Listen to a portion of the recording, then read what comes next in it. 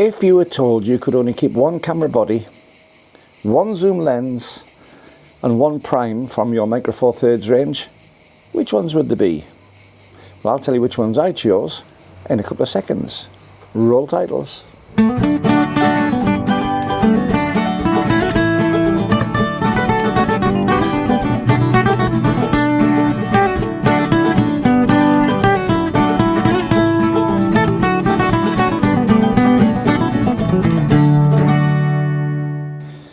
Hi YouTube, Brian James at Micro Four Thirds guy with you once again, and it's really good to be back. Totally recovered. As you can notice, my face is fine compared to what it used to be after my Bell's palsy, and a big thank you to everybody who wrote in and left messages and calls and all sorts of things.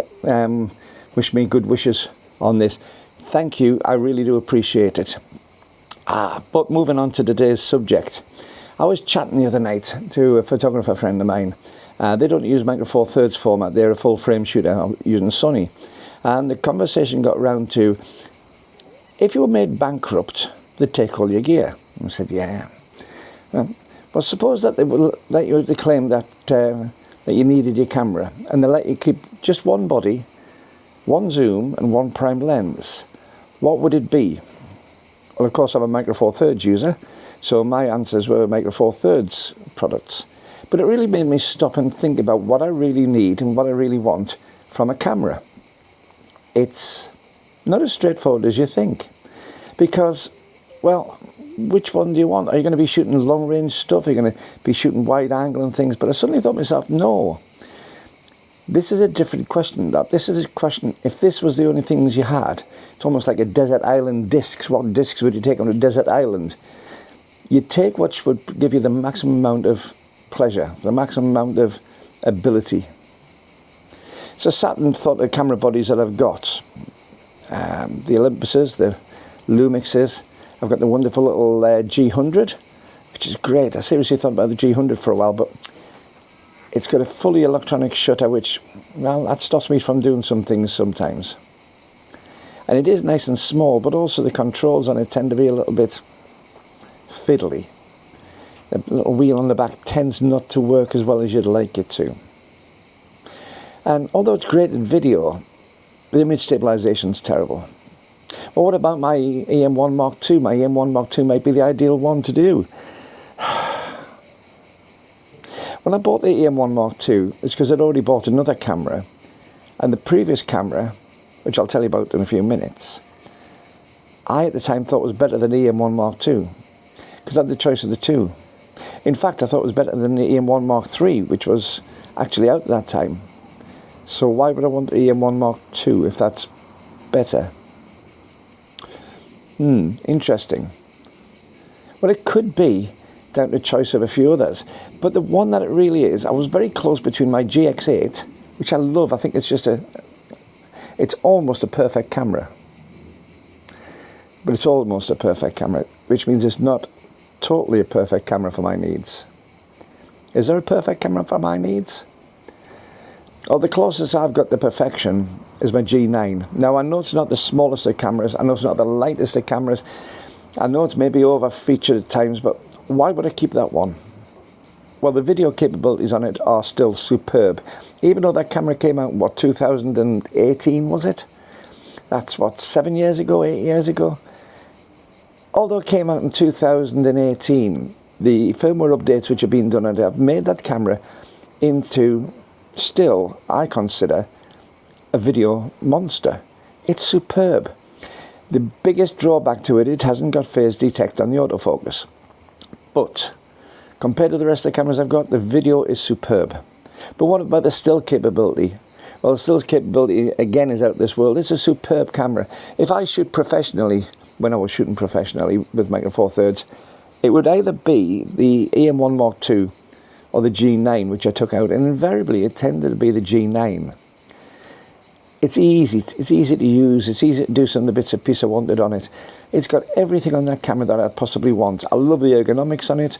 I love the fact that it just seems to fit well. It's that, when I gave up shooting full frame and came away from the Canons, I loved the size of the Micro Four Thirds, but I did miss some of that nice, just chunky feel about it.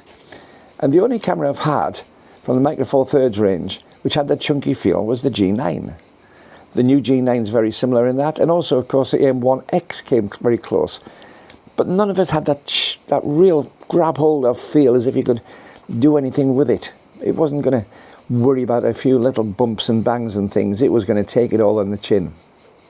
So of all the cameras I would take, out of the cameras that I have, it would be the Lumix G9 Mark I.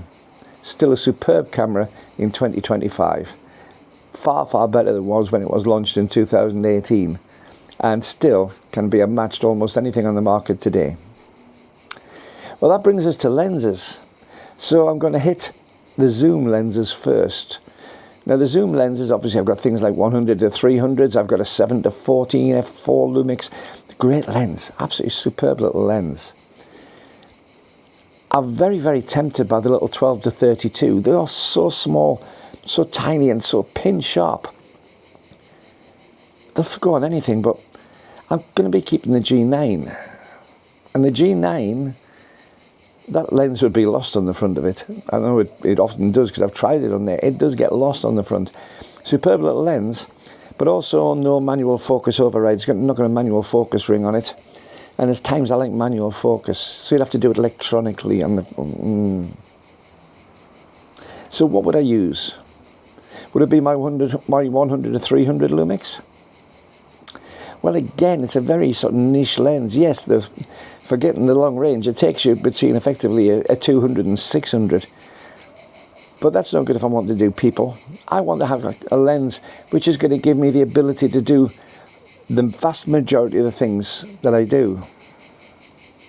My 12 to 16 Lumix is a really good one. I really love that little lens, but it doesn't have quite the reach. It's not the fastest lens either. I could go for faster. I could be thinking of the 12 to 100 from Olympus. Now I don't actually have that lens at the moment, but even if I did have that lens, it's one I've really hankered over, but it wouldn't match up with the dual autofocus of the Lumix. So I'm left with my 14 to 140 f3.5 to 5.6 Lumix, the Mark II that I've got.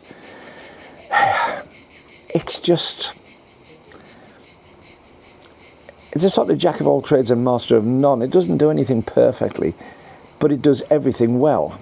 And I think if I was to be stuck with only being able to keep one zoom lens, it would have to be that one. It's not super light, it's not super small, but it does the job. It does just what you need it to do.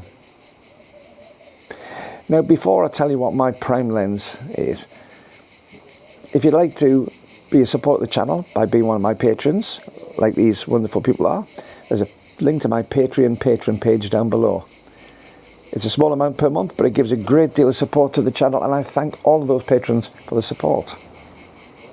Now, if you're not a subscriber, about 60% of people, 60-70% almost, of people who watch this channel aren't subscribers. It costs you nothing. It's a single click down below. It costs you absolutely nothing, but it makes such a difference to how the channel is put out around people around the world to see it. And while you're down there, give me a thumbs up and hit the notification bell and tick all to get notifications every time I upload videos. Again, totally free. Now, the other way you can give support to the channel if you want to is a one-off. Just if you want to give a one-off, buy me a coffee or buy me a beer, you'll find that there's a QR code link up there, because I believe that most of you now watch on TV, so you don't have the details below. But if you want to do the details below, if you can do those on your computer or your phone, then there's details below how you can do that, along with a whole lot of affiliate links for Amazon and things. And if you use those to buy anything from Amazon, if you go into one of those links, then go somewhere else, that again helps the channel a little bit. And I thank everybody for all the support that you give. Anyway, back now to that prime lens. So a quick recap. The scenario is I've gone bankrupt, but I'm allowed to keep one camera, one zoom lens, and one prime lens. And this was the most difficult category of the lot. Which prime lens do I use? I've got a load of prime lenses, but nothing super fast. But they're all faster than the normal sort of range of zoom lenses. And they're good enough for whatever I need on Micro Four Thirds. So, I've got the fantastic little 14mm Lumix f2.5. I've raved about that lens. Mine's a Mark 1. I've had a couple of them over the time. If you remember, one ended up in the sea at Sea Houses after falling off the table in the harbour. I wonder if it's still there. Anyway, I had that. Superb lens.